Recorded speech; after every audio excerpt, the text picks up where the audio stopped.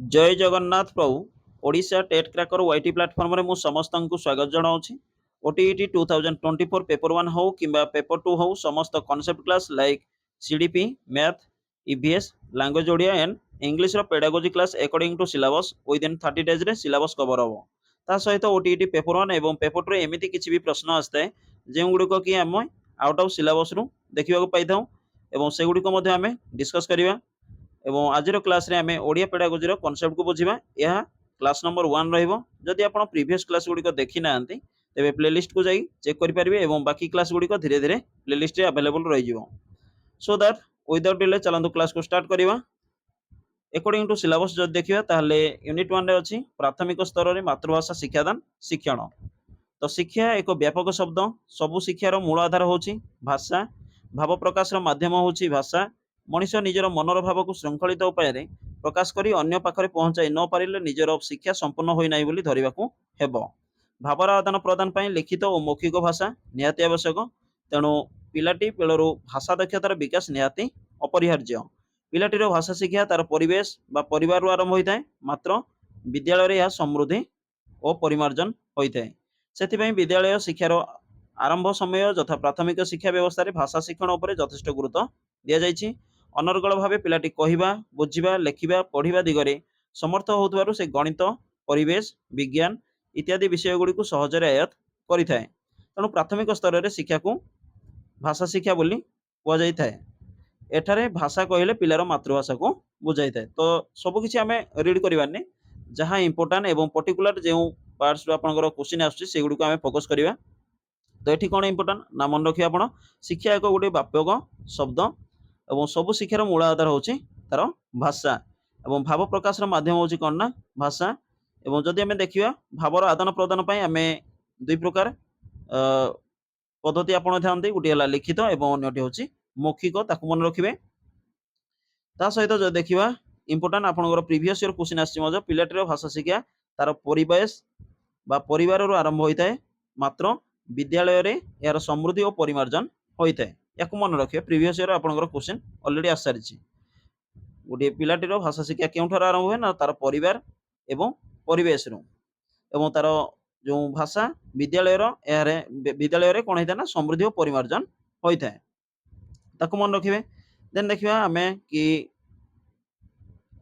मातृभाषा शिक्षा और शिक्षणर गुरुत्व कोन पाए।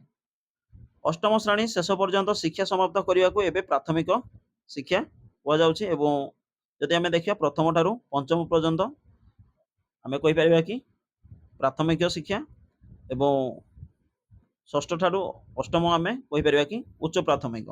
किंतु जदि अकॉर्डिंग टू बुक आम देखिए अष्टम श्रेणी शेष पर्यंत शिक्षा को आम कौन कही था प्राथमिक शिक्षा बोली कही था।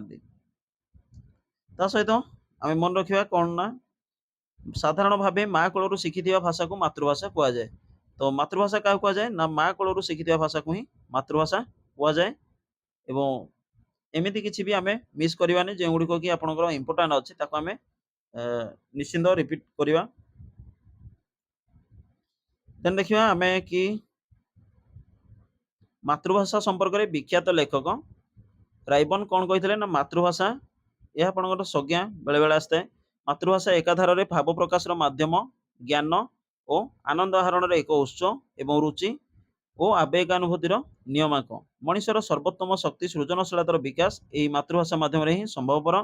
से दृष्टि यह आमको विश्वस्रष्टा निकटवर्ती कराई थाए। तो विशेष किसी मन रखिए नहीं। जदि मन रखिए केवल राइबन कौन कही ना यह किए कही एमती आपन को क्वेश्चन आसपे। तो केवल सर्ट मन रखिए मातृभाषा एकाधार में भाव प्रकाश माध्यम ज्ञान और आनंद एति मन रखिए किए कही ना यह राइबन कही। एवं मातृभाषार स्थान शिक्षा क्षेत्र में सर्वप्रथम थाए। शिशु मातृभाषा को माँ परी प्राण प्राण भरी भल पाए। से निज परिवार ग्राम देश एसब पढ़ार किसी आवश्यकता ना। प्राथमिक स्तर में मातृभाषा शिक्षार आवश्यकता। तो कौन पाए आम प्राथमिक स्तर में मातृभाषा को शिक्षा करवा। तो प्राथमिक स्तर में मातृभाषार आवश्यकता अधिक रही आम समस्त उपलब्धि करें। शिशुटीए जन्मग्रहण पर परिवेश सहित क्रिया प्रतिक्रिया आरंभ करें। यही क्रिया प्रतिक्रिया फल से भाषा शिखबार सामर्थ्य हासिल करें। विशेषतः अनुकरण माध्यम वयस्क मान कथबार्ता को अनुधान कर भाषा शिखी थाए। तो मन रखिए ये पॉइंट को कि जड़े शिशु किपरि भाषा शिक्षा करिथाए ना अनुकरण माध्यम एवं वयस्क मानक सह कथबार्ता को अनुधान करी भाषा शिखिथाए। ए दुईटी पॉइंट मन रखिबे। जड़े शिशु किपरि भाषा शिक्षा करिथाए।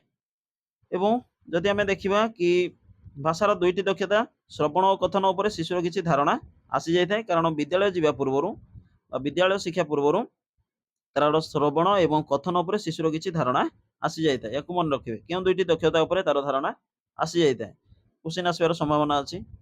एवं आउ कोन मन रखिबा कि मातृभाषा पिलार सर्वांगीन उन्नति रे सहायक होइथाए। तेणु भाषा शिक्षण उपरे प्राथमिक स्तर रे अधिक गुरुत्व दिया जायछि। उदाहरण स्वरूप आम सिलेबस रे प्रथम श्रेणी पई शतकड़ा 40 भाग भाषा उपरे आलोचना करबा निमंते प्रस्ताव दिया जायछि। तो एठी मन रखिबे कि सिलेबस रे प्रथम श्रेणी पई भाषा को हम जदि देखिबा शतकड़ा केते भाग गुरुत्व दिया जायछि ना 40 भाग गुरुत्व दिया जायछि। ता सहित आउ कोन जानिबा ना पिलार सबलता और दुर्बलता को जानिबा दिगरे मातृभाषा सहायता करथाए।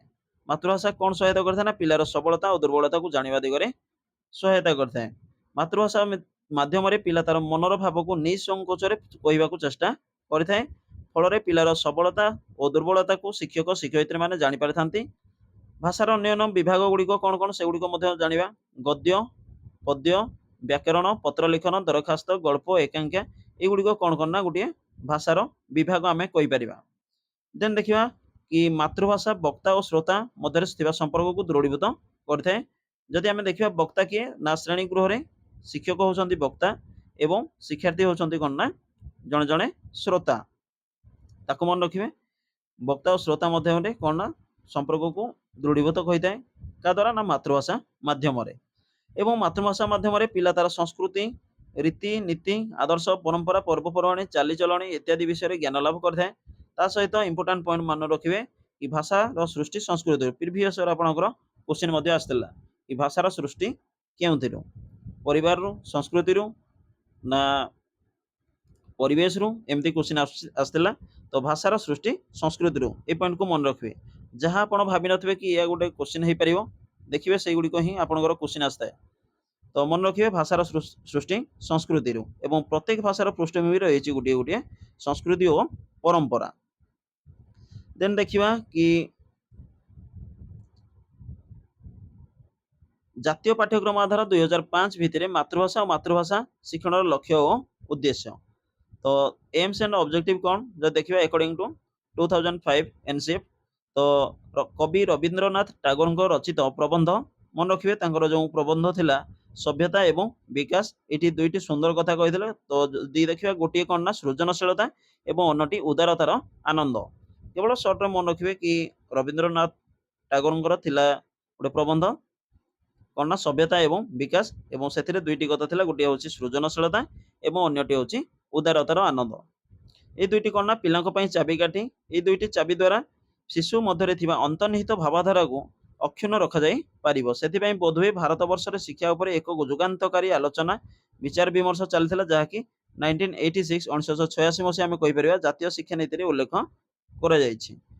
NEP national policy on education एवं प्रोग्राम ऑफ एक्शंस रे शिक्षार यथार्थता नमनीयता गुणात्मकता ए तीनटा पॉइंट को मन रखिबे।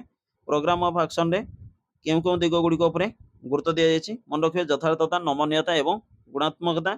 एवं सबठार इंपोर्टेंट पॉइंट रहला कि 1993 मसिया रे बोझमुक्त शिक्षा मन रखिले डेट को मन रखिबे इंपोर्टेंट डेट अछि।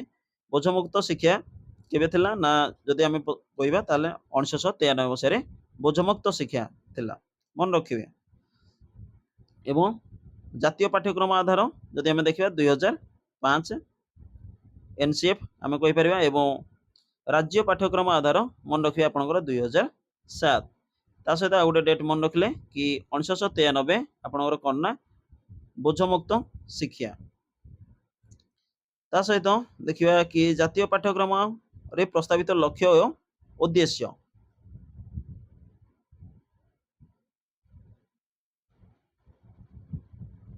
सेमती किसी इंपोर्टेंट नहीं जातीय पाठ्यक्रम आधार और भाषा शिक्षा। एठी आपनकर आज क्लियरली मेंशन अछि कि जातीय पाठ्यक्रम आधार 2005 एवं राज्य पाठ्यक्रम आधार 2007 रे केतोटी गुरुत्वपूर्ण कथा भाषा संपर्क रे कुआ जायछि। ଭାଷା ଶିକ୍ଷଣ ପାଇଁ ଏସବୁ ବିଷୟରେ ଜଣେ ଶିକ୍ଷକ ନିହାତି ଜାଣିବା ଆବଶ୍ୟକ। ଭାରତର ଭାଷାଗତ ବୈଚିତ୍ର୍ୟ ମଧ୍ୟରେ ରହିଛି ଅନେକ ଆହ୍ୱାନ ଏବଂ ତା ସାଥିରେ ରହିଛି ଅନେକ ସୁଯୋଗ। ସେଥିପାଇଁ ତ୍ରିଭାଷୀୟ ସୂତ୍ର ଭାରତର ଭାଷାଗତ ସ୍ଥିତିର ଆହ୍ୱାନ ଓ ସୁଯୋଗ ଗୁଡ଼ିକୁ ସୁନ୍ଦର ଭାବେ ଉପସ୍ଥାପନା କରାଯାଇଛି। ଦେନ୍ ଦେଖିବା କି ଜାତୀୟ ପାଠ୍ୟକ୍ରମ ଅନୁସାରେ ଭାଷାର ଲକ୍ଷ୍ୟ ଓ ଉଦ୍ଦେଶ୍ୟ କ'ଣ? ଏହିଠାରୁ ହିଁ ଆପଣଙ୍କର ପ୍ରାୟତଃ କ୍ୱେଶ୍ଚିନ୍ ଆସିଥାଏ। ପିଲାର ଭାଷା ଶିକ୍ଷଣରେ ପ୍ରଥମ ଉତ୍ସ ହେଉଛି ତାର ପରିବାର, ପଡ଼ୋଶୀ ଏବଂ ପରିବେଶ। ୟାକୁ ମନେ ରଖିବେ। ଭାଷା ଶିକ୍ଷଣର ପ୍ରଥମ ଉତ୍ସ ପରିବାର, ପଡ଼ୋଶୀ, ପରିବେଶ। ଅପସନ୍ରେ ଆପଣଙ୍କର ଯାହା କିଛି ବି ଥିବ, ପରିବାର ଥିଲେ ମଧ୍ୟ କ୍ଲିକ୍ କରି ଆସିବେ, ପଡ଼ୋଶୀ ଥିଲେ ମଧ୍ୟ ଏବଂ ତା ସହିତ ପରିବେଶ ଥିଲେ ମଧ୍ୟ କ୍ଲିକ୍ କରିକି ଆସିବେ। ତେଣୁ ପିଲାମାନେ ଏହି ପରିବାର, ପଡ଼ୋଶୀ ଓ ପରିବେଶରୁ ହିଁ ଭାଷା ଶିଖିଥାନ୍ତି। ଏହି ପରିବେଶରୁ ଶିଖିଥିବା ଭାଷାଟିକୁ ସେ ସମ୍ମାନ ଓ ଶ୍ରଦ୍ଧା ଦେବା ଉଚିତ। ଭାଷା ଶିକ୍ଷା ବହୁଭାଷୀୟ ହେବା ଉଚିତ। କ୍ୱେଶ୍ଚିନ୍ ମଧ୍ୟ ଆସେ ଭାଷା ଶିକ୍ଷା ବହୁଭାଷୀୟ ହେବା ଉଚିତ। ଏମିତି ପ୍ରଶ୍ନ ଆସେ କି ନିମ୍ନୋକ୍ତ ମଧ୍ୟରୁ କେଉଁଟି ଭାଷା ଶିକ୍ଷଣ ମାଧ୍ୟମରେ ଭାଷା ଶିକ୍ଷାକୁ ନେଇ ଭୁଲ ଅଟେ ବା ଠିକ୍ ଅଟେ, ଏମିତି ବି ପ୍ରଶ୍ନ ଆସିପାରେ। ତେଣୁ ମନେ ରଖିବେ ଭାଷା ଶିକ୍ଷା ବହୁଭାଷୀୟ ହେବା ଆବଶ୍ୟକ। ଗୋଟିଏ ପିଲା ନିଶ୍ଚିନ୍ତ ଭାବେ ମାତୃଭାଷା ଛଡ଼ା ଆଉ ଗୋଟିଏ ବା ଦୁଇଟି ଭାଷା ଶିଖିଥାଏ। ଏଗୁଡ଼ିକୁ ସେ ଶିଖିଥାଏ ନିଜର ଆବଶ୍ୟକତା ଓ ରୁଚି ଅନୁସାରେ। ତ ଇମ୍ପୋର୍ଟାଣ୍ଟ କ'ଣ ଅଛି ଯଦି ଆଉ ଦେଖିବା ତାହେଲେ, ତେଣୁ ପିଲାମାନେ ବିଦ୍ୟାଳୟକୁ ଆସିଲା ବେଳକୁ 2ଟି ବା 3ଟି ଭାଷାରେ ସାମର୍ଥ୍ୟ ହାସଲ କରିବାର ସମ୍ଭାବନା ମଧ୍ୟ ରହିଛି। ଏପରିକି ଭିନ୍ନକ୍ଷମ ପିଲାଟିଏ ମଧ୍ୟ ନିଜର ଭାବ ପ୍ରବଣତା ଓ ଭାବର ଆଦାନ ପ୍ରଦାନ ପାଇଁ ବିଭିନ୍ନ ପ୍ରକାରର ପ୍ରତୀକ ବ୍ୟବହାର କରିବାରେ ଦକ୍ଷତା ଅର୍ଜନ କରିଥାଏ ବା ଯେଉଁ ସିମ୍ବଲିକ ଗୁଡ଼ାକୁ ଆମେ କହିପାରିବା ସିମ୍ବଲ ସେ ବ୍ୟବହାର କରିଥାଏ। ତା ସହିତ ଦେଖିବା କି ଜାତୀୟ ପାଠ୍ୟକ୍ରମ ଆଧାର 2005 ଏବଂ ରାଜ୍ୟ ପାଠ୍ୟକ୍ରମ ଆଧାର 2007 ପିଲାର ଘରର ଭାଷା ଉପରେ ଗୁରୁତ୍ୱ ଦେଇଛନ୍ତି। ମନେ ରଖିବେ ଏ ପଏଣ୍ଟକୁ। ଜାତୀୟ ପାଠ୍ୟକ୍ରମ NCF 2005 ଏବଂ ଷ୍ଟେଟ୍ କରିକୁଲାର ଫ୍ରେମୱାର୍କ ଯଦି ଆମେ ଦେଖିବା 2007 ମଧ୍ୟ ପିଲାର ଘରର ଭାଷା ଉପରେ ଗୁରୁତ୍ୱ ଦେଇଛନ୍ତି। ତା ସହିତ 2005 ବହୁ ଭାଷା ଶିକ୍ଷା ଉପରେ ମଧ୍ୟ ଆଲୋକପାତ କରିଛନ୍ତି। ଆସିବ କ୍ୱେଶ୍ଚିନ୍ କି ଜାତୀୟ ପାଠ୍ୟକ୍ରମ ଆଧାର 2005ରେ କ'ଣ ନା ବହୁଭାଷୀ ଶିକ୍ଷା ଉପରେ ମଧ୍ୟ ଆଲୋଚନା କରାଯାଇଛି। ତା ସହିତ ପିଲାମାନଙ୍କର ଭାଷା ଜ୍ଞାନ ବଢ଼ାଇବା ପାଇଁ ବହୁଭାଷୀ ଶିକ୍ଷାକୁ ଏକ ପ୍ରଧାନ ଅସ୍ତ୍ର ଭାବେ ବିବେଚନା କରାଯାଉଛି। ଏବଂ ଇମ୍ପୋର୍ଟାଣ୍ଟ ପଏଣ୍ଟ ଆଉ କ'ଣ ରହିଲା, ଆମ ସମ୍ବିଧାନର 350 କ ଧାରାରେ ସ୍ପଷ୍ଟ ଭାବେ ଉଲ୍ଲେଖ କରାଯାଇଛି କି ପ୍ରତ୍ୟେକ ରାଜ୍ୟ ତଥା ରାଜ୍ୟ ଭିତରେ ଥିବା ସ୍ଥାନୀୟ ପ୍ରଶାସନ ଗୁଡ଼ିକରେ ଭାଷା ଦୃଷ୍ଟିରୁ ସଂଖ୍ୟାଲଘୁ ଗୋଷ୍ଠୀର ପିଲାମାନଙ୍କୁ ପ୍ରାଥମିକ ସ୍ତରରେ ମାତୃଭାଷା ପଢ଼ାଇବା ପାଇଁ ଆବଶ୍ୟକ ସୁବିଧା ସୁଯୋଗ ଦିଆଯାଇଛି। ଇମ୍ପୋର୍ଟାଣ୍ଟ ମନେ ରଖିବେ 350 କ ଆର୍ଟିକଲକୁ ମନେ ରଖିବେ। କେଉଁଥିପାଇଁ ନା ଯଦି ଆମେ ଦେଖିବା ତାହେଲେ ରାଜ୍ୟ ବାହାରେ ତଥା ରାଜ୍ୟ ଭିତରେ ଥିବା ସ୍ଥାନୀୟ ପ୍ରଶାସନ ଗୁଡ଼ିକରେ ଭାଷା ଦୃଷ୍ଟିରୁ ସଂଖ୍ୟାଲଘୁ ଗୋଷ୍ଠୀର ମାଇନରିଟି ଯାହାକୁ ଆମେ କହିଥାନ୍ତି, ତ ପିଲାମାନଙ୍କ ପ୍ରାଥମିକ ସ୍ତରରେ ମାତୃଭାଷାରେ ପଢ଼ାଇବା ପାଇଁ ଆବଶ୍ୟକ ସୁବିଧା ସୁଯୋଗ ଦିଆଯିବା ଆବଶ୍ୟକ, ଯେମିତିକି ଜଗତଟି ତା ପାଇଁ ଅର୍ଥପୂର୍ଣ୍ଣ ହୋଇପାରିବ। ଦେନ୍ ଦେଖିବା ଗୋଟିଏ ଭାଷା ଅନ୍ୟ ଏକ ଭାଷା ଶିକ୍ଷଣରେ ବାଧକ ହୋଇନଥାଏ, ବରଂ ଅନ୍ୟ ଭାଷା ଶିଖିବାରେ ସହାୟକ ହୋଇଥାଏ। କ୍ୱେଶ୍ଚିନ୍ ଆସିବ ଏହା କିଏ କହିଥିଲେ ନା ଜାତୀୟ ପାଠ୍ୟକ୍ରମ ଆଧାର 2005। ମନେ ରଖିବେ କ'ଣ ନା ଗୋଟିଏ ଭାଷା ଅନ୍ୟ ଏକ ଭାଷା ଶିକ୍ଷଣରେ ବାଧକ ହୋଇନଥାଏ, ବରଂ ଅନ୍ୟ ଭାଷା ଶିଖିବାରେ ସହାୟକ ହୋଇଥାଏ। ତାକୁ ମନେ ରଖିବେ। ଦେନ୍ ଦେଖିବା ଭାଷା ଶିକ୍ଷା କେବଳ ଶ୍ରେଣୀଗୃହ ଭିତରେ ସୀମିତ ନୁହେଁ ବା ପାଠ୍ୟପୁସ୍ତକ ମଧ୍ୟରେ ଆବଦ୍ଧ ନୁହେଁ। ଏହାର ପରିସର ପିଲାର ଘରଠାରୁ ଆରମ୍ଭ କରି ବିଜ୍ଞାନଗାର ପର୍ଯ୍ୟନ୍ତ ପରିବ୍ୟାପ୍ତ। ଏବଂ କ'ଣ ଆଉ ପଏଣ୍ଟ ଅଛି ନା ପ୍ରଥମରୁ ଲେଖନ ଉପରେ ଗୁରୁତ୍ୱ ନେଇଥାଏ ପିଲାର ମୌଖିକ ଦକ୍ଷତା ବଢ଼ାଇବା ଦରକାର। ପଠନ ଦକ୍ଷତା ଓ ଲେଖନ ଦକ୍ଷତା ଧୀରେ ଧୀରେ ଶିକ୍ଷାର୍ଥୀର ଶିକ୍ଷଣ ସ୍ତର ମଧ୍ୟକୁ ଆଣିବା ବିଧେୟ। ଲେଖନର ଗୁରୁତ୍ୱ ରହିଛି, ମାତ୍ର ପାଠ୍ୟକ୍ରମରେ ଏହା ପ୍ରୟୋଗ ଉପରେ ମଧ୍ୟ ଧ୍ୟାନ ଦିଆଯିବା ଉଚିତ। ତ ଆଉ ଗୋଟେ ପଏଣ୍ଟ ରହିଲା କି ଭାଷା ଶିକ୍ଷା ଏକ ଦିଗନ୍ତ ବ୍ୟାପୀ ପ୍ରକ୍ରିୟା। ଘର ଭାଷା ବା ମାତୃଭାଷା ହିଁ ଏକ ମାଧ୍ୟମ ଯାହାଦ୍ୱାରା ପିଲାଟି ଭାଷା ଗ୍ରହଣ କରିବା ସଙ୍ଗେ ସଙ୍ଗେ ଏ ଜଗତକୁ ଆବିଷ୍କାର କରିଥାଏ। ଏବଂ ଭାଷା ଶିକ୍ଷା ଦେବା ବେଳେ ଏକ ଧରାବନ୍ଧା ରୀତି ବେଶୀ ଫଳପ୍ରଦ ହୋଇନଥାଏ। ଭାଷା ଶିକ୍ଷଣ କ୍ଷେତ୍ରରେ ଏକ ସାମଗ୍ରିକ ଅର୍ଥପୂର୍ଣ୍ଣ ମାଧ୍ୟମ ବ୍ୟବହାର କରିବା ଅଧିକ ଯୁକ୍ତି ସଙ୍ଗତ। ତ ଇମ୍ପୋର୍ଟାଣ୍ଟ ସେମିତି କିଛି ନାହିଁ। ଆଉ ଯଦି ଦେଖିବା ଆଗକୁ ତାହେଲେ ଆପଣଙ୍କର ଭାଷା ଶିକ୍ଷାକୁ ମୁଖ୍ୟତଃ ଏକ କୌଶଳାତ୍ମକ ବିଷୟ ବା language is a skill subject ବୋଲି ଆମେ କହିଥାନ୍ତି। ଅନେକ ଭାଷାବିତ୍ ଏବଂ ଶିକ୍ଷାବିତ୍ ମତ ପ୍ରକାଶ କରିଛନ୍ତି, ତାକୁ ମନେ ରଖିବେ। ତ କୌଶଳାତ୍ମକ ବିଷୟ ଏଠି ଆମେ ପ୍ରଥମେ ଜାଣିଲେ एवं दिगंतव्यापी प्रक्रिया ताकू मन रखिए। क्वेश्चन केउठू भी आसीपारे। देन देखिए मातृभाषार लक्ष्य और उद्देश्य। ताहले जो दक्षता गुड़िक अच्छी से दक्षता गुड़िक प्रथम जान ना कौन कौन ना जदि आप ओडिया रे जहाँ मेथड रे अच्छी ताकू बुझीगले देन आपंकर से सेम मेथड अच्छी कौन ना इंग्लीश रो जतबेले आमे पेडागोजी डिस्कस करिवा सेठी भी से समान अच्छी। तो प्रथमे आमे जब देखिबा ताले श्रवण दक्षता रो विकास साधन कथन पठन लिखन दक्षतार विकास साधन ता सहित धारणार बोधगम्यता व्यावहारिक व्याकरण उपरे गुरुत्व प्रदान स्वशिक्षण रे विकास साधन ता सहित कहला कौन ना भाषा व्यवहार संपर्क सामर्थ्य प्रदान। नौ रे अच्छी आपंकर शब्द भंडार वृद्धि रे सहायता प्रदान।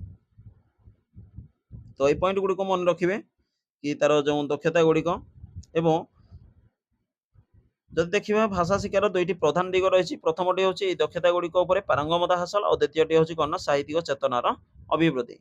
एवं प्राथमिक स्तर में मुख्यतः चारोटी प्रमुख दक्षता जोर दि जाएगी कौन कौन ना सेगुड़िक श्रवण दक्षतार विकास साधन कथन पठन एवं लिखन जहाँकि आम LSRW समस्त जानी सारी listening speaking reading and writing.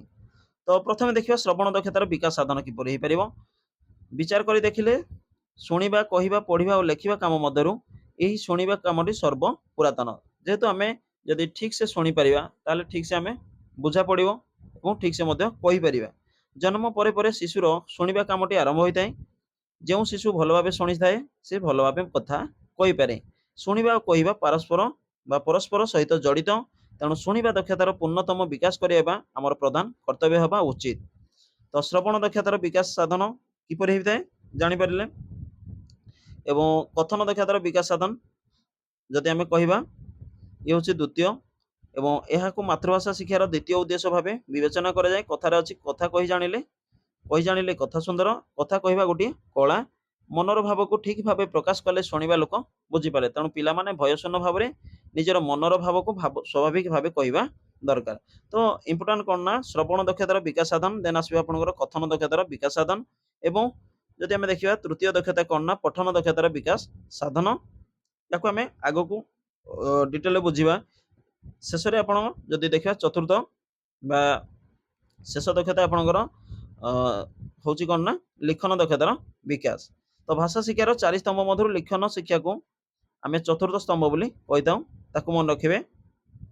एवं या डिटेल आम आग को जाई डिस्कस करवा ता सहित धारणार बोधगम्यता।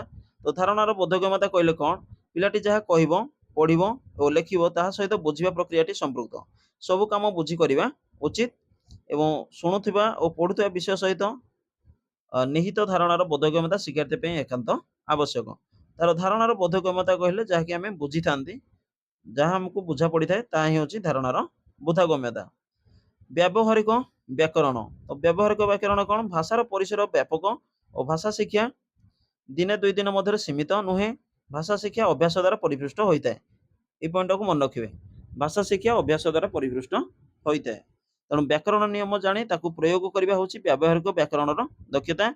ध्वनि दृष्टि शब्द शब्द मध्य समता आनिबा शब्द और अर्थ मध्य संबंध पार्थक्य जानिबा वाक्य गठन रो नियम जानिबा इत्यादि यही दक्षतार विकास दिगरे साहाय्य करिथाए। देन देखा स्वशिक्षण दक्षतार विकास। स्वशिक्षण कहले कौन ना जड़े शिक्षार्थी से किपरि निजे शिखी थाए जहाँकि अन्य कहार सहायता न नहीं। तो शिक्षक शिक्षयित्री को बिना साहाय्य पिला माने पाठ को बुझी निजे निजे प्रयोग करवा हूँ स्वशिक्षण उद्देश्य। यही दक्षतार अधिकारी हेले पिला माने अधिक अधिक आत्मनिर्भरशील हो पारंती। एवं प्रति कथारे शिक्षक उपर निर्भर करने को हुए ना। यही दक्षतार अधिकारी हेले पिला मानकर ज्ञान वृद्धि पाए एवं विभिन्न उपाय शब्दर प्रयोग संपर्क में से धारणा पाई था। तो स्वशिक्षण दक्षता मन रखिए जो 9टी दक्षता अच्छी एवं प्राथमिक दक्षता गुड़िक कौन ता सहित आम जब देखा अन्य 5टी दक्षता कौन से गुड़िक मन रखिए। भाषार व्यवहार। भाषार व्यवहार जो देखा ताहले उचित स्थान में उचित भाषा व्यवहार करवा हूँ भाषार उपयुक्त व्यवहार। औपचारिक और अनौपचारिक परिस्थिति रे भाषा किपरि व्यवहार करा जाए ताहा ही एही दक्षतार उद्देश्य तो भाषार व्यवहार कहले आमे कोन बुझबा ना औपचारिक एवं अनौपचारिक परिस्थिति रे भाषा किपरि व्यवहार करा जाए ताहा ही होची ए दक्षतार उद्देश्य। ता सहित देखिबा कोन ना शब्द भंडार वृद्धि एवं प्रत्येक घरे जेपरि गोटे गोटे भंडार घर थाए सेहीपरि पिला पाखरे गोटे शब्द भंडार थाए। गोटे भाषार गांभीर्य विस्तृति गभीरता और चातुरी शब्द भंडार उपरे निर्भर करिथाए। पंचम श्रेणी पाठ सरिला बेलकु जने शिक्षार्थी अन्योन्य 5000 शब्द जानिबा आवश्यक। ए क्वेश्चन आपनकर प्रीवियस ईयर मध्ये आसारिछि कि जने शिक्षार्थी पंचम श्रेणी पाठ सरिला बेलकु अन्योन्य केते शब्द जानिबा आवश्यक। तो 5000 शब्द मन रखिबे इंपोर्टेंट पॉइंट। ए सब को आपण मन रखि पारंती।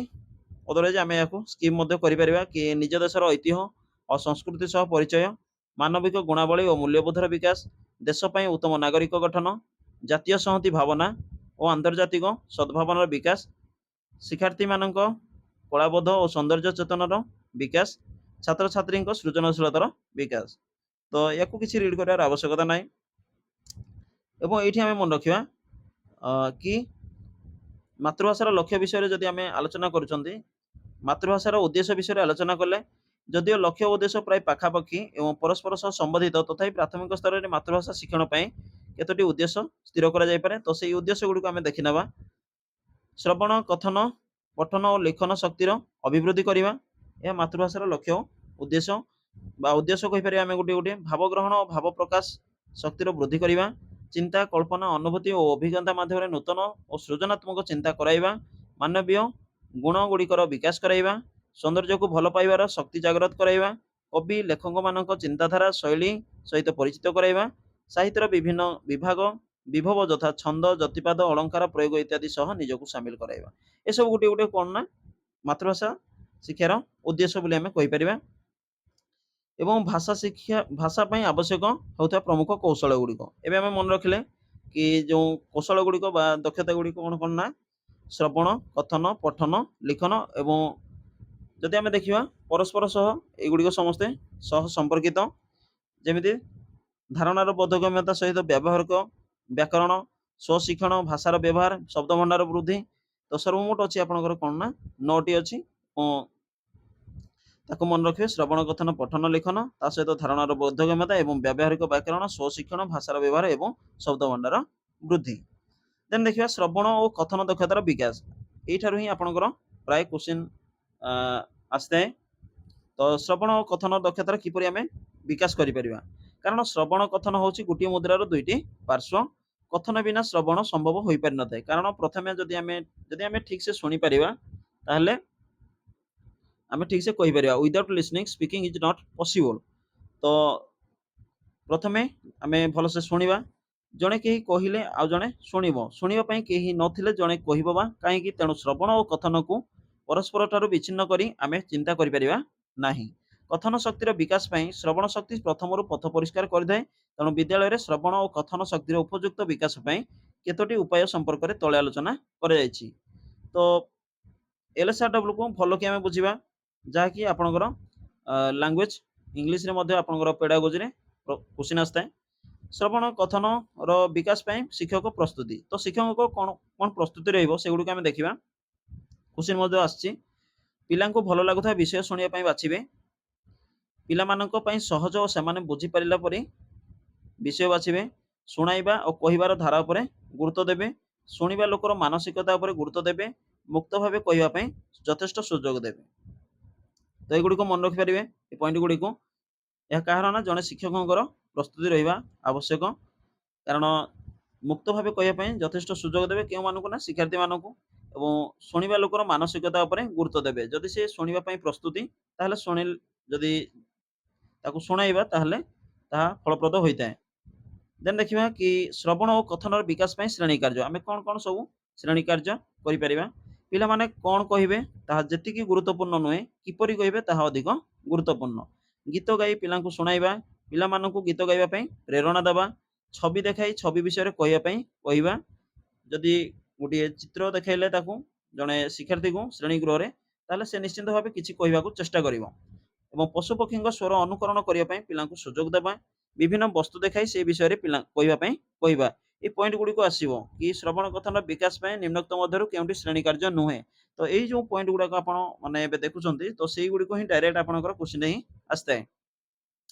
देन देखिबा कि डबा गुडी करे विभिन्न वस्तु तथा बाली गोडी मंजी सरिष मुग इत्यादि रखी शब्द करिबा एवं पिलांकु डबा भितरे थिबा जिनिसर नाम कहिबा पय कहबा। एहा द्वारा कोन होइता ना पिलांकर कथन दक्षतार विकास होइता।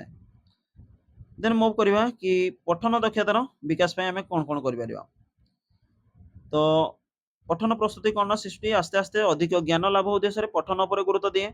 छवि पठन, अक्षर पठन, वाक्य पठन, अनुच्छेद पठन, प्रसंग पठन और बही पठन होची क्रमान्वय भित्तिक पठन।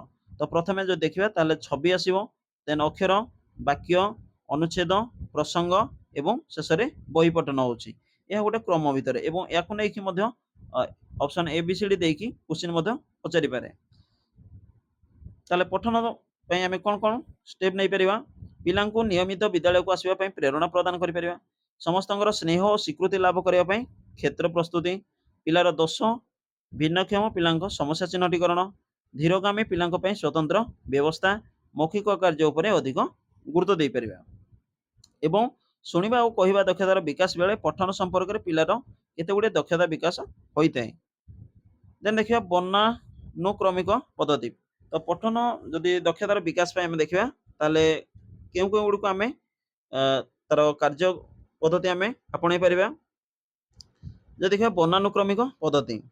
तो वर्णानुक्रमिक पद्धति कौन ना एही प्रणाली अनुसार वर्णमालार अक्षर गुड़िक क्रम अनुसार पढ़िया पई शिक्षा दिया जाय था। पिला मानकु अ आ हर्षई दीर्घई क्रम रक्षा करी पढ़िबा को दिया जाय।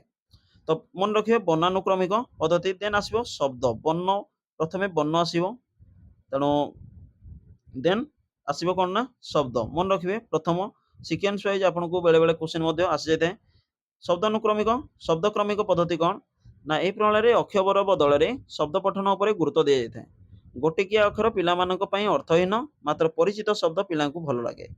तेणु पिला जानिथिबा जे आपण माने समस्त देखिथिबे वर्णबोध जो बही अछि छबिल मध्य वर्णबोध।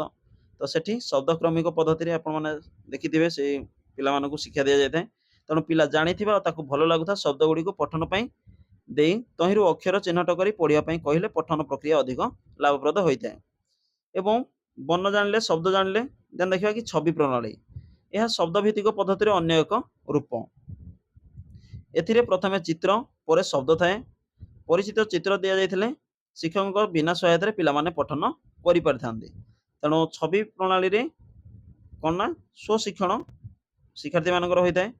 जहा कि परिचित जदि हमें पिलांक द्वारा जो चित्रटी परिचित थिबो ताहा जदि हमें सेमानकु देखाइबा ताहले बिना सहायता रे पिला माने मध्य पठन करि परिथांते। एवं जो देखिबा कि वाक्य पठन प्रणाली। तो वाक्य पठन प्रणाली कोन ना एठारे अक्षर शब्द बा छवि को एकक भावे ग्रहण करा न जाय छवि को एठी एकक भावे ग्रहण करा जाय थाए। तो मन रखिबे वाक्य पठन प्रणाली रे एकक किए थाए ना जदि हमें देखिबा यूनिट ताहले मन रखिबे कि एठारे अक्षर शब्द बा छवि को न नै कि एटा छवि को ही एकक भावे ग्रहण करा जाय थाए। एवं प्रथमे छोट वाक्य आम शगड़ हल बलद इत्यादि पढ़िया पई जाए माने छोट छोट वाक्य। देन तापरे कोन ना धीरे धीरे बड़ वाक्य पढ़िया को दिया जाए। वाक्य पठन प्रणाली पिला मानक पई अधिक अर्थपूर्ण और आनंददायी होइथाए। एवं शेष रे जो देखिबा गल्प पठन प्रणाली।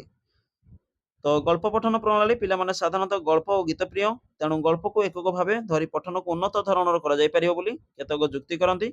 एथि पई छोट छोट गप गीत दिया जिबा उचित। एगुडी को सुनिबा लागि पिला को मजा लागुथा आवश्यक। गीतटी शुणिया पर बाक्य गुडी को गप सहित मिसाई पिला माने पढ़ी थांती।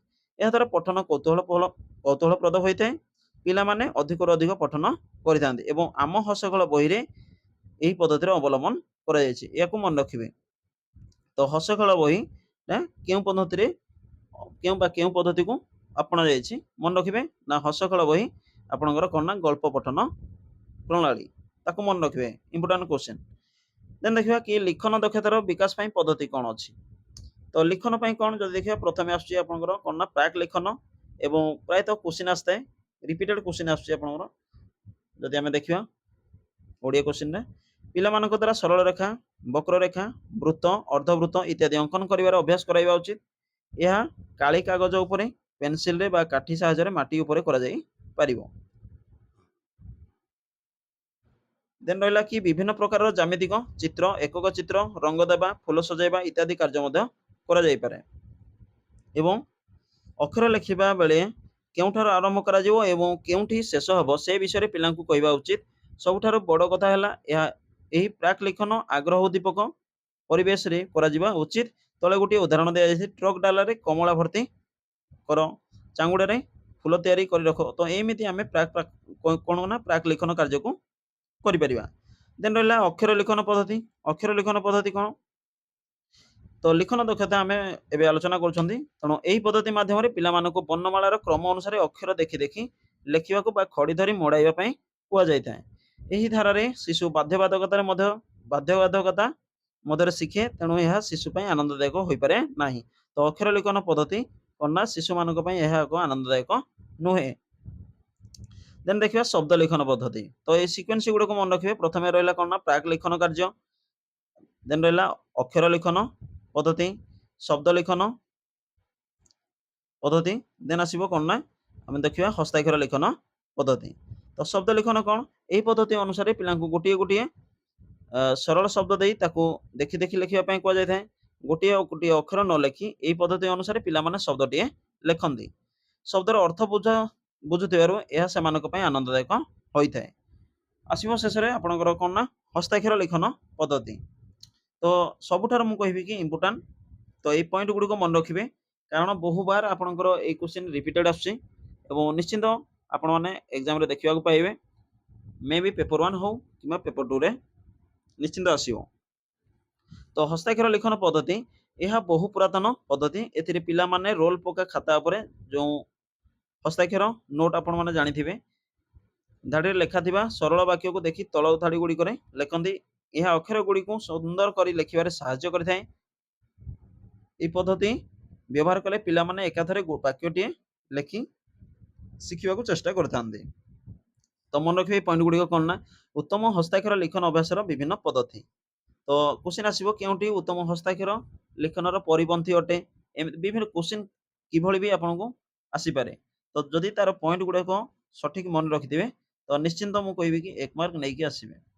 ତ ଉତ୍ତମ ହସ୍ତାକ୍ଷର ଲିଖନର ଯେଉଁ ପଦ୍ଧତି ଗୁଡ଼ିକ ଅଛି କ'ଣ କ'ଣ? ଅକ୍ଷର ଗୁଡ଼ିକୁ ନିର୍ଭୁଲ କରି ଲେଖିବା। ଗତକାଲି ଆମେ ଡିସ୍କସ୍ କରିଥିଲେ କି 2016ରେ ଆସିଥିଲା, 2015ରେ ମଧ୍ୟ ଆସିଥିଲା ଏ କ୍ୱେଶ୍ଚିନ୍, 2013ରେ ମଧ୍ୟ କ୍ୱେଶ୍ଚିନ୍ ଆସିଥିଲା। ଏବଂ ଉତ୍ତମ ହସ୍ତାକ୍ଷର ଲିଖନ ଅଭ୍ୟାସର ଯେଉଁ ପଦ୍ଧତି ଗୁଡ଼ିକ ଅଛି ସେଗୁଡ଼ିକ ଆମେ ମନେ ରଖିବା। ତ ପ୍ରଥମେ କ'ଣ ଅଛି ନା ଅକ୍ଷର ଗୁଡ଼ିକୁ ନିର୍ଭୁଲ କରି ଲେଖିବା। ଅକ୍ଷରର ଆକାର ଯଥା ସମ୍ଭବ ସମାନ ରଖିବା। ଶବ୍ଦ ଶବ୍ଦ ମଧ୍ୟରେ ମନେକର ମୁଁ ଲେଖିଲି କି ରାମ ଓ ଗୋପାଳ, ତ ଏଇ ଯେଉଁ ଶବ୍ଦ ଗୁଡ଼ିକ ରହିଲା ତ ସମସ୍ତଙ୍କର କ'ଣ ନା ଆକାର ଯଥା ସମ୍ଭବ ସମାନ ରହିବା। ନା ରାମକୁ ମୁଁ ବଡ଼ କରିବି ନା ଗୋପାଳକୁ ବଡ଼ କରିବି। ସମସ୍ତଙ୍କର ତାର ଯଦି ଦେଖିବା ତାର ଲେନ୍ଥ ଆଣ୍ଡ ସାଇଜକୁ ଆମେ ସମାନ ରଖିବା। ପୂର୍ଣ୍ଣ ବାକ୍ୟରେ ଠିକ୍ ଜାଗାରେ ବିରାମ ଚିହ୍ନ ଦେବା। ଧାଡ଼ି ଧାଡ଼ି ମଧ୍ୟରେ ଉପଯୁକ୍ତ ବ୍ୟବଧାନ ଦେଇ ଲେଖିବା। ଧାଡ଼ି ଗୁଡ଼ିକୁ ସିଧା କରି ଲେଖିବା। ଯଥା ସମ୍ଭବ ସୁନ୍ଦର ଓ ଗୋଲ ଗୋଲ ଅକ୍ଷର ଲେଖିବା। ଲିଖନର ଗତି କ୍ରମଶଃ ବୃଦ୍ଧି କରିବା। ତ ଏଇ ପଏଣ୍ଟ ଗୁଡ଼ିକ ନିଶ୍ଚିନ୍ତ ମନେ ରଖିବେ। ମୁଁ କହିବି କି 100% ଆପଣଙ୍କର କେଉଁଠି ନା କେଉଁଠି ଦେଖିବାକୁ ପାଇବେ ଏଇ କ୍ୱେଶ୍ଚିନ୍। ଏହା ଛଡ଼ା ସିଧା ହୋଇ ବସିବା, କାଗଜ ବା ଖାତାକୁ ଠିକ୍ ବ୍ୟବଧାନରେ ରଖିବା, କଲମକୁ ଆଙ୍ଗୁଠିରେ ଠିକ୍ ଭାବରେ ଧରିବା ଇତ୍ୟାଦି ଉପରେ ମଧ୍ୟ ଗୁରୁତ୍ୱ ଦିଆଗଲେ ଉତ୍ତମ ଲିଖନ ହୋଇଥାଏ। ଲିଖନର ଆଉ ଗୋଟିଏ ପ୍ରକାର ଭେଦ ମଧ୍ୟ ରହିଛି। କ'ଣ କ'ଣ? ଯଦି ଆମେ ଦେଖିବା ଦୃଷ୍ଟ ଲିଖନ, ଯାହାକି ଦେଖିକି ଲେଖିବାକୁ ଆମେ ଦୃଷ୍ଟ ଲିଖନ କହିଥାନ୍ତି। ଶ୍ରୁତ ଲିଖନ, ଶୁଣିକି ଲେଖିବା। ପ୍ରଶ୍ନ ଉତ୍ତର ଲିଖନ, ପ୍ରଶ୍ନ ଦେଖି ତାର ଉତ୍ତର ଲେଖିବା। ରଚନା ଓ ପତ୍ର ଲିଖନ, ରଚନା ଓ ପତ୍ର ଲିଖନ ଇତ୍ୟାଦି ବିଷୟରେ ଲିଖନ ଅଧ୍ୟାୟରେ ବିଶଦ ଭାବେ ଆଲୋଚନା କରାଯାଇଛି। ତା ସହିତ ଶ୍ରେଣୀ ଗୃହରେ ଶିକ୍ଷକ ଶିକ୍ଷୟିତ୍ରୀଙ୍କ ଦାୟିତ୍ୱ କ'ଣ, କିପରି ଲିଖନ ଦକ୍ଷତାର ବିକାଶ କରିପାରିବେ, ତ ସେଗୁଡ଼ିକ ମଧ୍ୟ ଆମେ ଆଲୋଚନା କରିବା। କି ଲିଖନ ପାଇଁ ପିଲାଙ୍କ ମନରେ ଆଗ୍ରହ ସୃଷ୍ଟି, ଉପଯୁକ୍ତ ବିଷୟ ନିର୍ବାଚନ, ପ୍ରସଙ୍ଗ ଅନୁଯାୟୀ ପିଲାଙ୍କୁ ତଥ୍ୟ ଯୋଗାଣ, ଆବଶ୍ୟକତା ଅନୁସାରେ କଳାପଟା କାର୍ଯ୍ୟ, ଲେଖା ସହିତ ଶୁଦ୍ଧ ଲେଖା ଉପରେ ଗୁରୁତ୍ୱ, ମୁକ୍ତ ଲେଖା ଉପରେ ଗୁରୁତ୍ୱ, ମାନେ ସ୍ୱାଧୀନ ଭାବେ ସିଏ ଲେଖିପାରିବ। ତ ତାଙ୍କୁ କୁହାଯାଏ ମୁକ୍ତ ଲେଖା। ଦୋଷ ନ ଧରି ବୁଝାଇ ଧୈର୍ଯ୍ୟର ସହିତ ତ୍ରୁଟି ସଂଶୋଧନ ବା ଧୈର୍ଯ୍ୟର ସହିତ ଶିକ୍ଷକ ଶିକ୍ଷାର୍ଥୀଙ୍କୁ ବୁଝାଇବା ଉଚିତ। ଅଭିଧାନ ବ୍ୟବହାର କରି ତ୍ରୁଟି ସଂଶୋଧନ ଉପରେ ଗୁରୁତ୍ୱ। ତ ଏଇ ପଏଣ୍ଟ ଗୁଡ଼ାକ ମନେ ରଖିବେ କି ଜଣେ ଶିକ୍ଷକ ଶ୍ରେଣୀ ଗୃହରେ ଲିଖନ ଦକ୍ଷତାର ବିକାଶ ପାଇଁ କ'ଣ କ'ଣ ଦାୟିତ୍ୱ ଅଛି ତାକୁ ମନେ ରଖିବେ। ଦେନ୍ ଦେଖିବା କି ଭାଷା ଶିକ୍ଷଣ ପାଇଁ ଆବଶ୍ୟକ ଦକ୍ଷତା ଏବଂ ଧାରଣାର ବୋଧଗମ୍ୟତା କହିଲେ କ'ଣ? ଯେଉଁ 9ଟି ଦକ୍ଷତା ଭିତରୁ ଆମେ 4ଟି ଦକ୍ଷତା ବର୍ତ୍ତମାନ ଆମେ ଜାଣିଲେ କ'ଣ କ'ଣ ନା ଶ୍ରବଣ, କଥନ, ପଠନ ଏବଂ ଲିଖନ। ଦେନ୍ ଆମେ ଦେଖିବା କି ଭାଷା ଶିକ୍ଷଣର ଅନ୍ୟ ଯେଉଁ ଦକ୍ଷତା ଗୁଡ଼ିକ ଅଛି ଧାରଣାର ବୋଧଗମ୍ୟତା କ'ଣ ସେଗୁଡ଼ିକ ଶୁଣୁଥିବା ପଢ଼ୁଥିବା ବିଷୟକୁ ବୁଝିବା ଏକ ଗୁରୁତ୍ୱପୂର୍ଣ୍ଣ ଦକ୍ଷତା। ଏହା ପୂର୍ବରୁ ଆମେ ଆଲୋଚନା କରିସାରିଥିଲେ ଏବଂ ତାର ପଏଣ୍ଟ ଗୁଡ଼ିକ ଦେଖିବା। ପିଲାମାନଙ୍କ ସହିତ କଥାବାର୍ତ୍ତା କରିବା କିପରି ଶିକ୍ଷାର୍ଥୀମାନଙ୍କର ଧାରଣାର ବୋଧଗମ୍ୟତା ଡେଭଲପ ହେଇପାରିବ ତ ସେଇ ପଏଣ୍ଟ ଗୁଡ଼ିକ ଆମେ ମନେ ରଖିବା। ତ ପିଲାମାନଙ୍କ ସହିତ କଥାବାର୍ତ୍ତା କରିବା, ସରଳ ପ୍ରଶ୍ନ ପଚାରି ପିଲାଙ୍କ ଠାରୁ ଉତ୍ତର ଆଦାୟ କରିବା, ସରଳ ପ୍ରଶ୍ନ ତିଆରି କରାଇବା, ଶୁଣୁଥିବା ଗପକୁ କହିବା ପାଇଁ କହିବା, ଶବ୍ଦ ମଧ୍ୟରେ ଏପଟ ସେପଟ ହୋଇଥିବା ଅକ୍ଷରକୁ ସଜାଡ଼ିବା, ଗପ କହିବା ବେଳେ ଗପଟିକୁ ଅଧାରେ ରଖି ତାପରେ ପିଲାଙ୍କ ଦ୍ୱାରା ଗପଟିକୁ କୁହାଇ ଆଗେଇ ନେବା। ଏହା ଦ୍ୱାରା କ'ଣ ହବ ନା ପିଲାମାନେ ସେଇ ଗଳ୍ପଟିକୁ ବୁଝୁଛନ୍ତି ନା ନାହିଁ ତାହା ଜଣା ପଡ଼ିଯିବ ଏବଂ ଯଦି ବୁଝୁଥିବେ ତେବେ ନିଶ୍ଚିନ୍ତ ସେମାନେ ମନୋଯୋଗ ସହକାରେ ଗପଟିକୁ ଆଗକୁ ବଢ଼ାଇ ନେଇପାରିବେ। ବିଭିନ୍ନ ଚିତ୍ର ଦେଖାଇ ତାହା ଆଧାରରେ ଗପଟି କହିବା ପାଇଁ ପିଲାଙ୍କୁ କହିବା। ଯଦି କୌଣସି ଛବି ଦେଖାଇଲେ ତାହେଲେ ସେ ଛବିକୁ ସେ ହୃଦୟଙ୍ଗମ କରିକି ସେ ବିଷୟରେ କିଛି କହିବା ପାଇଁ ଚେଷ୍ଟା କରିବ। ତ ଏହିପରି ଭାବରେ ଆମେ କ'ଣ ନା ବିଭିନ୍ନ ଉପାୟର ବା ବୋଧଗମ୍ୟତା ସମ୍ପର୍କରେ ଆମେ ଶିକ୍ଷାର୍ଥୀମାନଙ୍କୁ ଉଚିତ ଶିକ୍ଷା ଦେଇପାରିବା। ତା ସହିତ କ'ଣ ନା ବ୍ୟବହାରିକ ବ୍ୟାକରଣ। ତ ବ୍ୟବହାରିକ ବ୍ୟାକରଣ କ'ଣ ନା ବ୍ୟବହାରିକ ବା କାର୍ଯ୍ୟକାରୀ ବ୍ୟାକରଣ ସମ୍ପର୍କରେ ମଧ୍ୟ ଶ୍ରେଣୀରେ କାର୍ଯ୍ୟ କରାଯିବା ଉଚିତ ଏବଂ ବ୍ୟାକରଣ ମାଧ୍ୟମରେ ଶ୍ରେଣୀରେ ପିଲାଙ୍କ କ'ଣ ନା ଭାଷା ଜ୍ଞାନକୁ ସରସ ସୁନ୍ଦର କରାଯାଇ ପାରିବ। ତ କିପରି ଆମେ ବ୍ୟବହାରିକ ବ୍ୟାକରଣକୁ ବୃଦ୍ଧି କରିପାରିବା? ଶେଷ ଓ ଆରମ୍ଭ ଅକ୍ଷର ସମାନ ଥିବା ଶବ୍ଦ ଲେଖିବା। ତ ଏହା ଦ୍ୱାରା କ'ଣ ହବ ନା ପିଲାମାନେ ଅଧିକ ଶବ୍ଦ ଜାଣିବେ। ଘରେ ବ୍ୟବହାର କରାଯାଉଥିବା ଶବ୍ଦ ଗୁଡ଼ିକୁ ଲେଖିବା ପାଇଁ କହିବା। ବିଦ୍ୟାଳୟରେ ବ୍ୟବହୃତ ଶବ୍ଦ ଗୁଡ଼ିକର ତାଲିକା କରିବା ପାଇଁ କହିବା। ନାମସୂଚକ, ଗୁଣସୂଚକ ଓ କାମସୂଚକ ଶବ୍ଦମାନଙ୍କର ତାଲିକା କରାଇବା। ବିପରୀତାର୍ଥବୋଧକ ଶବ୍ଦ ଓ ପ୍ରତିଶବ୍ଦ ଲେଖାଇବା, ଶବ୍ଦାର୍ଥ ଖେଳ କରାଇବା। ତ ଏହା ଦ୍ୱାରା କ'ଣ ହେଇପାରିବ ନା ବ୍ୟବହାରିକ ବ୍ୟାକରଣ ବୃଦ୍ଧି ହେଇପାରିବ। ଏ ପଏଣ୍ଟ ଗୁଡ଼ିକ ମନେ ରଖିବେ, ଡାଇରେକ୍ଟ କ୍ୱେଶ୍ଚିନ୍ ଆପଣଙ୍କର ଆସିଥାଏ। ତା ସହିତ ଆମେ ଯଦି ଦେଖିବା ସ୍ୱଶିକ୍ଷଣ ଦକ୍ଷତାର ବିକାଶ ପାଇଁ କ'ଣ କାର୍ଯ୍ୟ ଆମେ କରିପାରିବା ତାର ପଏଣ୍ଟ ଗୁଡ଼ିକ ଦେଖିବା। ସ୍ୱଶିକ୍ଷଣ ଦକ୍ଷତାର ବିକାଶ ପାଇଁ ଆମେ ଯଦି ଦେଖିବା ଅଭିଧାନ ଦେଖି ଶବ୍ଦାର୍ଥ ଖୋଜିବା, ବିଭିନ୍ନ ବିଷୟରେ ତଥ୍ୟ ସଂଗ୍ରହ କରିବା, ବିଭିନ୍ନ ଶିଶୁ ପତ୍ର ପତ୍ରିକା, ଉପଯୋଗୀ ପୁସ୍ତକ, ସମ୍ବାଦପତ୍ର ଆଦି ପଢ଼ିବା ପାଇଁ ସୁଯୋଗ ସୃଷ୍ଟି କରିବା, ପରିବେଶ ଅଧ୍ୟୟନ ଓ ପ୍ରକୃତି ପର୍ଯ୍ୟବେକ୍ଷଣ, ବକ୍ତୃତା, ତର୍କ ପ୍ରତିଯୋଗିତା ଆୟୋଜନ କରିବା। ଏହିସବୁ ଆମେ ଶିକ୍ଷାର୍ଥୀମାନଙ୍କର ସ୍ୱଶିକ୍ଷଣ ଦକ୍ଷତାର ବୃଦ୍ଧି ପାଇଁ ବା ବିକାଶ ପାଇଁ କାର୍ଯ୍ୟ କରିପାରିବା। ତା ସହିତ ଦେଖିବା କି ଭାଷା ବ୍ୟବହାର ପାଇଁ କାର୍ଯ୍ୟ କ'ଣ ନା ଏହି ଦକ୍ଷତାର ବିକାଶ ପାଇଁ ସବୁ ଦକ୍ଷତାର ବିକାଶ ପାଇଁ ସୁଯୋଗ ସୃଷ୍ଟି କରିବା ଉଚିତ। ଉଦାହରଣ ସ୍ୱରୂପ ଯଦି ଆମେ ଦେଖିବା ଏସବୁ ଇମ୍ପୋର୍ଟାଣ୍ଟ ନୁହଁ ତଥାପି ଆମେ ଜାଣିନେବା ଉଚିତ କି ପରିବାର ଭିତରେ, ସାହି ପଡ଼ିଶାରେ ଓ ବିଦ୍ୟାଳୟରେ ବ୍ୟବହାର କରାଯାଉଥିବା ଭାଷା ବିଷୟରେ ଶିଖାଇବା, ପିତାମାତା, ଗୁରୁଜନ ଓ ସାନମାନଙ୍କ ସହ କଥାବାର୍ତ୍ତାରେ ଅଭିନୟ କରାଇବା, ପିଲାଙ୍କୁ ନେଇ ଆଧାରିତ ଖେଳ ଖେଳାଇବା, ଗପ ଓ ଚିତ୍ର ବିଷୟରେ କହିବା ପାଇଁ ପ୍ରେରଣା ଦେବା, ବିଭିନ୍ନ ଘଟଣା ପାଠ୍ୟପୁସ୍ତକ ବିଷୟରେ ବର୍ଣ୍ଣନା କରିବା। ତା ସହିତ ଦେଖିବା କି ଶବ୍ଦ ଭଣ୍ଡାର ବୃଦ୍ଧି ପାଇଁ କାର୍ଯ୍ୟ। ଶବ୍ଦ ଭଣ୍ଡାର ବୃଦ୍ଧି ପାଇଁ ଆମେ ଯଦି ଦେଖିବା ତାହେଲେ କ'ଣ କ'ଣ ଆମେ କାର୍ଯ୍ୟ କରିପାରିବା ନା ଶବ୍ଦ ଭଣ୍ଡାର ବୃଦ୍ଧି କରିବା ପାଇଁ କୌଣସି ନିର୍ଦ୍ଦିଷ୍ଟ ପ୍ରଣାଳୀ ନାହିଁ ଏବଂ ଯଦି ଆମେ ଦେଖିବା କି ଏକାଧିକ ଆମେ ଆଗକୁ ଯାଇକି ପଢ଼ିବା ବ୍ୟାପକ ପଠନ, ଏହା ଦ୍ୱାରା କ'ଣ ହେଇଥାଏ ନା ଶବ୍ଦ ଭଣ୍ଡାରର ବୃଦ୍ଧି ହୋଇଥାଏ। ଏବଂ ସବୁଠାରୁ ଇମ୍ପୋର୍ଟାଣ୍ଟ ପଏଣ୍ଟ ଆଉ କ'ଣ ରହିଲା କି ଆପଣଙ୍କର ପ୍ରାୟତଃ କ୍ୱେଶ୍ଚିନ୍ ଆସିଥାଏ ସମନ୍ୱିତ ପାଠ୍ୟପୁସ୍ତକକୁ ନେଇକି। ସମନ୍ୱିତ ପାଠ୍ୟପୁସ୍ତକ କ'ଣ ଜାଣିବା ପ୍ରଥମେ। ପ୍ରାଥମିକ ସ୍ତରରେ ରାଜ୍ୟ ସରକାରଙ୍କ ତରଫରୁ ଯେଉଁ ପୁସ୍ତକ ଗୁଡ଼ିକ ପ୍ରକାଶ କରାଯାଇଛି ସେଗୁଡ଼ିକ ମଧ୍ୟରେ ପ୍ରଥମ ଶ୍ରେଣୀ ଓ ଦ୍ୱିତୀୟ ଶ୍ରେଣୀରେ ସମନ୍ୱିତ ପାଠ୍ୟପୁସ୍ତକର ବନ୍ଦୋବସ୍ତ କରାଯାଇଛି।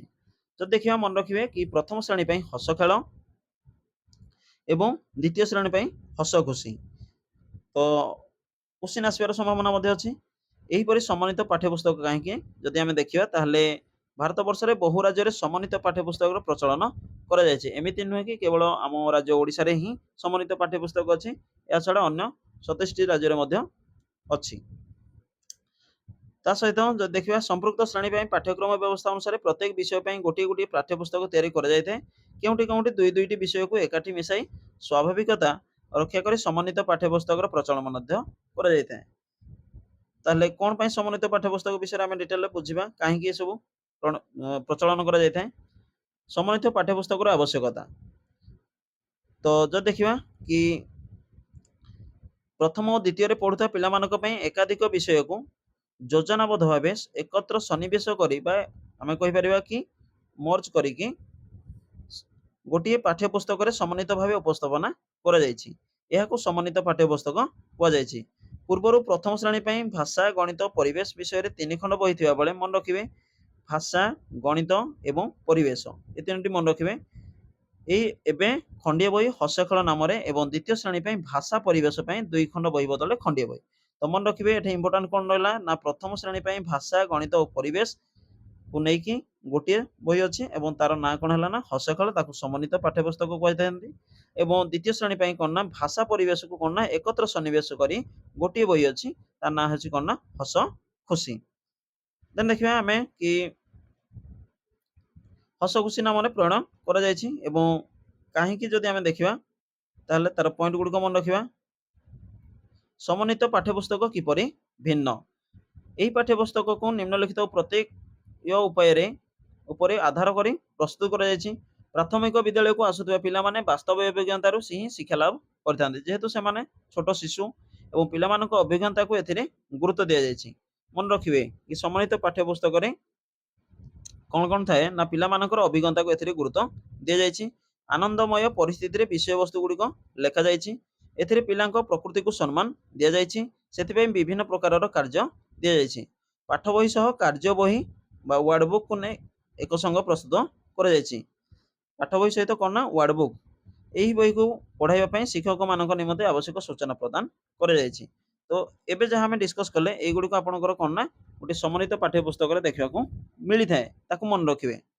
ଦେନ୍ ଦେଖିବା କି ସମନ୍ୱିତ ପାଠ୍ୟପୁସ୍ତକର ଉପଯୋଗିତା କଣ? ତ କଣ ଉପଯୋଗିତା? ସମନ୍ୱିତ ପାଠ୍ୟପୁସ୍ତକର ଉପଯୋଗିତା ସମ୍ପର୍କରେ ଅବଗତ ହେବା ଆବଶ୍ୟକ। ପ୍ରକୃତରେ ଏହାର ଉପଯୋଗିତା ବହୁବିଧ। ଯଦି ଆମେ ଦେଖିବା କଣ ସେଗୁଡ଼ିକ ନା ଏହି ପ୍ରକାର ପାଠ୍ୟପୁସ୍ତକ ପିଲାମାନଙ୍କର ଅଭିଜ୍ଞତା ଭିତ୍ତିକ ଏବଂ ପାଠ୍ୟପୁସ୍ତକରେ ପ୍ରସଙ୍ଗ ଗୁଡ଼ିକ ସ୍ୱାଭାବିକତା ରକ୍ଷା କରି ସମନ୍ୱିତ କରାଯାଇଥିବାରୁ ଏହା ପିଲାଙ୍କ ଶିକ୍ଷଣକୁ ଫଳପ୍ରଦ କରିଥାଏ। ଏହା ସାମଗ୍ରିକ ଅଭିଜ୍ଞତା ଉପରେ ପର୍ଯ୍ୟବେସିତ ହୋଇଥିବାରୁ ପିଲାଙ୍କ ଶିକ୍ଷଣ ସ୍ୱାଭାବିକ ଓ ଅର୍ଥପୂର୍ଣ୍ଣ ହୋଇଥାଏ। ପ୍ରତ୍ୟେକ ବିଷୟ ବିଭିନ୍ନ ଦକ୍ଷତା ଉପରେ ପର୍ଯ୍ୟବେସିତ। ଏହି ଦକ୍ଷତା ଗୁଡ଼ିକର ଚୟନ ସୁଚିନ୍ତିତ ଭାବେ କରାଯାଇଛି, ଯାହାକି ପିଲାମାନଙ୍କ ପାଇଁ ସ୍ୱାଭାବିକ ଓ ପ୍ରାସଙ୍ଗିକ। କାହିଁକି ନା ଯେଉଁ ଦକ୍ଷତା ଗୁଡ଼ିକ ଅଛି ସେଗୁଡ଼ିକ ଶିକ୍ଷାର୍ଥୀଙ୍କ ଅନୁକୂଳ ହୋଇଥାଏ ଏବଂ ପାଠ ଗୁଡ଼ିକର ଉପସ୍ଥାପନା ଶୈଳୀ, ଅଭ୍ୟାସ କାର୍ଯ୍ୟଗୁଡ଼ିକ ପିଲାଙ୍କ ମନ ଲାଖି ମଧ୍ୟ ହୋଇଥାଏ। ସେଥିପାଇଁ ପିଲାମାନେ ସ୍ୱତଃ ପ୍ରଭୃତ ଭାବେ ପଢ଼ିବା ପାଇଁ ମନ ବଳେଇଥାନ୍ତି। ଯେହେତୁ ଶିକ୍ଷାର୍ଥୀ କୈନ୍ଦ୍ରିକ ଶିକ୍ଷାଦାନ ତା ସହିତ ତାଙ୍କ ଅଭିଜ୍ଞତାକୁ ନେଇକି ପୁସ୍ତକଟି ଥାଏ। ଏହି ବହିରେ ଶିକ୍ଷକଙ୍କୁ ଶିକ୍ଷଣ କାର୍ଯ୍ୟ ପରିଚାଳନା ପାଇଁ ଯଥେଷ୍ଟ ସ୍ୱାଧୀନତା ଦିଆଯାଇଥାଏ। ଆଉ କଣ ମନେ ରଖିବା ନା ପ୍ରଥମ ଶ୍ରେଣୀ ପାଇଁ ଉଦ୍ଦିଷ୍ଟ ହସଖେଳ ବହିରେ ଥିବା ପାଠ ଗୁଡ଼ିକର ଉପସ୍ଥାପନା ପ୍ରସ୍ତାବିତ ପାଠ ଅନୁଯାୟୀ କରାଯାଇପାରେ କିମ୍ବା ପିଲାଙ୍କ ସ୍ୱାଭାବିକ ପରିବେଶରୁ ପ୍ରାସଙ୍ଗିକ ଅଭିଜ୍ଞତାକୁ ନେଇ ବିଭିନ୍ନ ବିକଳ୍ପ କାର୍ଯ୍ୟ ମାଧ୍ୟମରେ ଏହା କରାଯାଇପାରେ। ତ ଇମ୍ପୋର୍ଟାଣ୍ଟ ସେଗୁଡ଼ିକ ନୁହଁ। ଏଇଠି ମନେ ରଖିବେ କି ସମନ୍ୱିତ ପାଠ୍ୟପୁସ୍ତକର ଶ୍ରେଣୀରେ ପ୍ରୟୋଗ କରିବାର ପନ୍ଥା କଣ କଣ? ଶ୍ରେଣୀରେ ଗୋଟିଏ ପାଠରେ ଥିବା ଅନେକ ଦକ୍ଷତା କିପରି ପଢ଼ାଯିବ, ସମନ୍ୱିତ ପାଠ ପାଇଁ ସମୟ ନିର୍ଘଣ୍ଟ କିପରି ହେବ, ଏଥିପାଇଁ ପାଠ ଯୋଜନା କିପରି ହେବ। ତ ଡିଟେଲ ଯଦି ଜାଣିବା ତାହେଲେ ସମନ୍ୱିତ ପାଠ୍ୟପୁସ୍ତକରେ କଣ ନା ଏହି ପୁସ୍ତକରେ ଶିକ୍ଷକ ମାନଙ୍କ ପାଇଁ ପ୍ରାରମ୍ଭିକ କାର୍ଯ୍ୟାବଳୀ, ପରେ ପରେ ଅଭ୍ୟାସ କାର୍ଯ୍ୟ ଏବଂ ଶେଷରେ ମୂଲ୍ୟାୟନ କାର୍ଯ୍ୟାବଳୀର ବ୍ୟବସ୍ଥା କରାଯାଇଛି। ମନେ ରଖିବେ ଏହି ପୁସ୍ତକରେ କଣ ନା ସମନ୍ୱିତ ପାଠ୍ୟପୁସ୍ତକରେ ଶିକ୍ଷକମାନଙ୍କ ପାଇଁ ପ୍ରାରମ୍ଭିକ କାର୍ଯ୍ୟାବଳୀ ଏବଂ ତାପରେ ଅଭ୍ୟାସ କାର୍ଯ୍ୟ ଏବଂ ଶେଷରେ ମୂଲ୍ୟାୟନ କାର୍ଯ୍ୟାବଳୀର ବ୍ୟବସ୍ଥା କରାଯାଇଛି। ତିନିଟି ପଏଣ୍ଟକୁ ମନେ ରଖିବେ। ଏବଂ ସମନ୍ୱିତ ପାଠ ପାଇଁ ଯୋଜନା କଣ ଯଦି ଦେଖିବା ତାହେଲେ ପ୍ରତି ବିଷୟର ଉଦ୍ଦେଶ୍ୟକୁ ସ୍ଥିର କରିବେ, ପ୍ରତି ଉଦ୍ଦେଶ୍ୟକୁ ହାସଲ କରିବା ପାଇଁ ଆବଶ୍ୟକ ଶିକ୍ଷଣ କାର୍ଯ୍ୟ ପ୍ରସ୍ତୁତ କରିବେ, ଏଥିପାଇଁ ଶିକ୍ଷଣ ସାମଗ୍ରୀ ତିଆରି ବା ଯୋଗାଡ଼ କରିବେ, ସ୍ୱାଭାବିକ ଭାବରେ ଆସୁଥିବା ପ୍ରସଙ୍ଗର ଉଦ୍ଦେଶ୍ୟ ଗୁଡ଼ିକୁ ଗୁରୁତ୍ୱ ଦେବେ। ଏହା ସହିତ ଉପସ୍ଥାପନା ସମୟରେ ବେଶୀ କାମ ପିଲାଙ୍କ ଦ୍ୱାରା କରାଇବେ। ତେଣୁ ପାଠ ଯୋଜନାର ଯେଉଁ ଦେଖିଲେ କି ଉପକ୍ରମ ଥାଏ, ଦେନ୍ ଆପଣଙ୍କର କଣ ନା ଉପସ୍ଥାପନ ଏବଂ ଶେଷରେ ଆପଣଙ୍କର କଣ ଥାଏ ନା ମୂଲ୍ୟାୟନ। ତ ଏଠି କଣ କୁହାଗଲା ଯଦି ଆମେ ଦେଖିବା ତାହେଲେ ଉପସ୍ଥାପନ ସମୟରେ ବେଶୀ କାମ ପିଲାଙ୍କ ଦ୍ୱାରା କରାଇବେ। ତ ଏହିପରି ଭାବେ କଣ ନା ସମନ୍ୱିତ ପାଠ ପାଇଁ ଆମେ ଯୋଜନା କରିପାରିବା। ଦେଖିବା ଆଉ କଣ କିଛି ଇମ୍ପୋର୍ଟାଣ୍ଟ କି ସେମିତି କିଛି ଇମ୍ପୋର୍ଟାଣ୍ଟ ଆଉ ନାହିଁ ଆମର ଯଦି ଦେଖିବା ୟୁନିଟ୍ 1 ରେ। ତ ଯେଉଁ ପଏଣ୍ଟ ଗୁଡ଼ିକୁ ଆମେ ଡିସ୍କସ୍ କଲେ ତ ସେଇ ପଏଣ୍ଟ ଗୁଡ଼ିକୁ ଆପଣ ମନେ ରଖିବେ। ଦେଖିବେ ନିଶ୍ଚିନ୍ତ ଆପଣ ଏକ୍ଜାମରେ କିଛି ନା କିଛି କ୍ୱେଶ୍ଚିନ୍ ସେ ରିଲେଟେଡ୍ ପାଇବେ। ତା ସହିତ ଆମେ ନେକ୍ସଟ କ୍ଲାସରେ ଡିସ୍କସ୍ କରିବା କି ତାର ୟୁନିଟ୍ 2 ରେ କ'ଣ ଅଛି। ଆଶା କରୁଛି ନିଶ୍ଚିନ୍ତ ଆପଣଙ୍କୁ ଏହା ହେଲ୍ପଫୁଲ୍ ହେଇପାରିବ।